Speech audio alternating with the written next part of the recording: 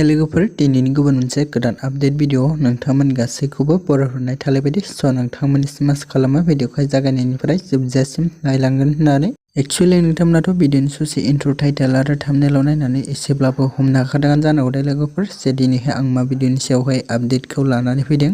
ओमफ्राय लोगोफोर आं दिनैहाय अनसुमै बर' बिथांनि गोदानैहाय फैनो गोनां मोनसे मिउजिक भिडिअनि सायावहायनो आपडेटखौ लानानै फैदों दे लोगोफोर। लोगोफोर नोंथांमोना बेनिखायनो भिडिअनि आपडेटखौ मिथिनो थाखाय भिडिअखौ जागायनायनिफ्राय जोबजासिम नायलांबाय थाबानो जाबाय दे लोगोफोर।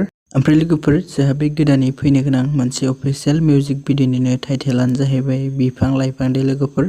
आरो लोगोफोर बे बिथांनि गोदानैहाय फैनो गोनां अफिसियेल मिउजिक भिडिअनिनो करिय'ग्राफखौ खालामदों बिस्वजित बसुमतारी बिथाङा दे लोगोफोर। ओमफ्राय लोगोफोर जोंहा बे गोदानैहाय फैनो गोनां अफिसियेल मिउजिक भिडिअखौ अनसुमै बर' अफिसियेल इउटुब चेनेलनि गेजेरजोंहाय नुनो मोनगोन दे लोगोफोर। आरो लोगोफोर बे गोदानैहाय फैनो गोनां बिफां लाइफां अफिसियेल मिउजिक भिडिअनिनो देंखोखौ होदों काराबि कचारी बिथाङा दे लोगोफोर।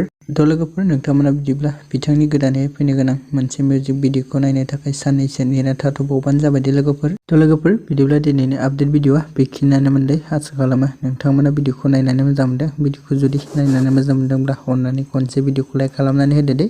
आरो लोगोफोर सोरबाफोर जुदि चेनेलाव भिडिअखौ गोदानै नायगासिनो दङब्ला नोंथांमोना चेनेलखौबो साबस्क्राइब खालामनानै लाबानो जाबाय दे लोगोफोर।